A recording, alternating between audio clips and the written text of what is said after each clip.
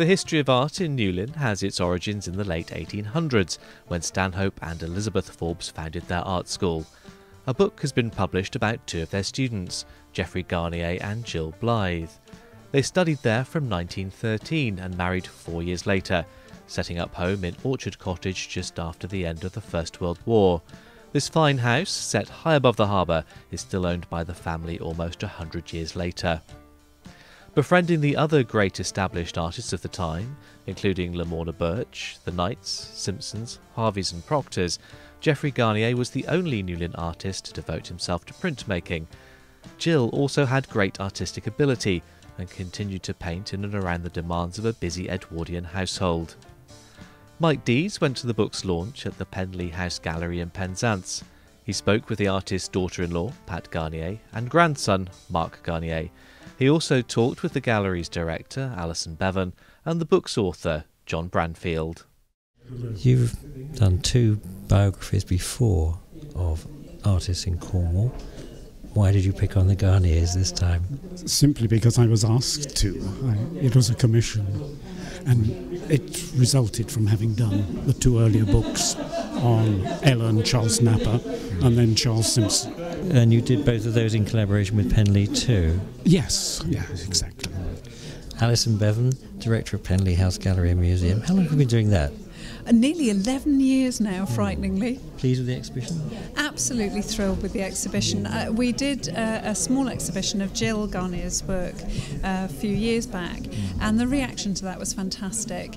And to get Geoffrey's work out as well, and their wonderful coterie of friends, and to see their work in that context, I think is really something special. And the problem for artists like the Garniers, in being based here in West Cornwall, is that we've got such a plethora of riches, really.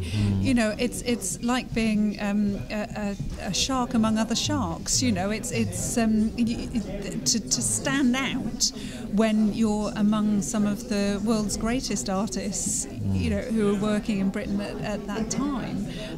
It's very difficult to keep your reputation up there.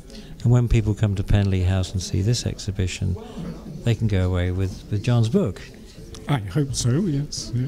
Which is fascinating. I have to say, John is he can't say this for himself, but he's such a brilliant writer. He really brings the stories to life for you. I've just read the book stories. this week. Yeah. Yes, so you'll agree with me. Absolutely. It was a joy to write the book because everything is there in Orchard Cottage where the Garniers lived. How long did it take you to write the book? Well, I made a lot of visits to the house, and it was always lovely to meet Pat, who was so welcoming, and I would carry away a cardboard box full of books and scrapbooks, diaries, letters, go through them and take them back, collect another lot. And then towards the end, Pat was always ringing up excitedly saying, "I found something else." And in the end, we had to draw a line under it and say, "That's it." And I've seen things this evening that I thought, oh, if only I'd known that could have gone. John, Alison, thank you very much. You're welcome. Thank you. I'm with Pat Garnier, who is the daughter-in-law of Geoffrey and Jill, and I'm with Mark Garnier, who is Pat's son. Now I've confused everybody. You must be totally thrilled about this exhibition. I am. It is an extraordinary privilege to have an entire gallery in Penzance dedicated over to your grandparents' work, which is a great treat. And sadly, I couldn't bring my children down because they were in school today, but we're going to bring them down in a few weeks' time so they can get a chance to have a look around and see the fantastic artistic pedigree that they come from.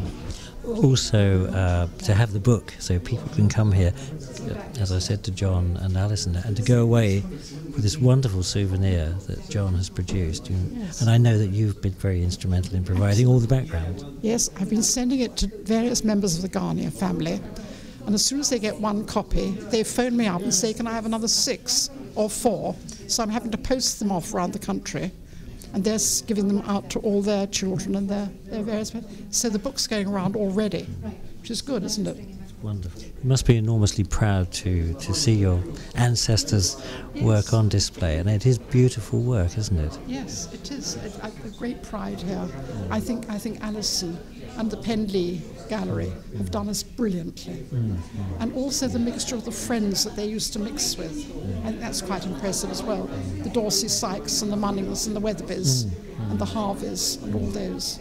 And they're all exhibited here, and they were all friends. They went to parties together. Pat, Mark Garnier, thank you very much indeed. That edition of Books Plus was presented and recorded by Mike Dees at Penley House Gallery and Museum. It was a hearsay production for Cornwall Online Radio. John Branfield's beautifully illustrated book, Geoffrey and Jill Garnier, A Marriage of the Arts, is published by Sanson & Company and available from all good bookshops.